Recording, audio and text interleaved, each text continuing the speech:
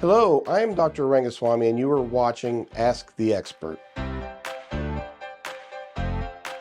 So, Alzheimer's dementia is a specific type of dementia. There are a variety of dementias out there, somewhat in a basket, like Parkinson's dementia, Lewy body dementia, and then Alzheimer's, of course, falls within that basket of diagnoses, but it is separate and distinct from other forms of dementia. So early signs of Alzheimer's would not be the traditional aging thing. Where did I leave my keys? What street is this because I haven't traveled it or don't recognize it? They tend to things more that the patient should be familiar with, like forgetting family members' names or faces, or even objects, forgetting how to identify an object. A lot of times early in Alzheimer's dementia, you'll see the patient becoming increasingly frustrated, that they're unable to identify and effectively communicate the thoughts they want to communicate. Other signs of early dementia can be some paranoid or delusional thinking, where the patient will become fixated on, as an example, a narrative, and despite being disproven or proven, the patient's belief in that delusion persists toward the early stages of dementia.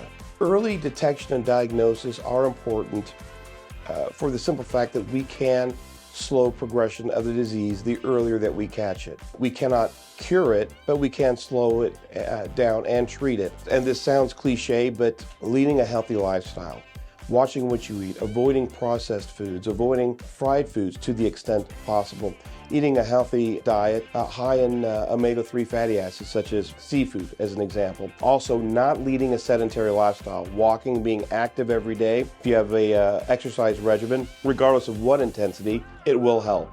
It will help in preventing, potentially, the development of rapidly progressive Alzheimer's dementia. One of the more challenging situations with respect to Alzheimer's dementia is, how does one approach a loved one about the possibility of attempting to establish a diagnosis, or at least checking for the possibility of Alzheimer's dementia as a diagnosis. Oftentimes the family member will instinctively become defensive, which is a very human thing to do. So it is best, when these types of things are discussed, that it's in a low stress or low pressure environment, preferably an environment the patient is comfortable with. And it should be approached in a very both caring and compassionate way, such as framing reasons for testing, say, figure out why we're forgetting so much, or are there things that we can do to make your life easier or better and help you with your activities of daily living? If there are things we can do, let's go explore them and see how that goes. A NorthShore provider can look at multiple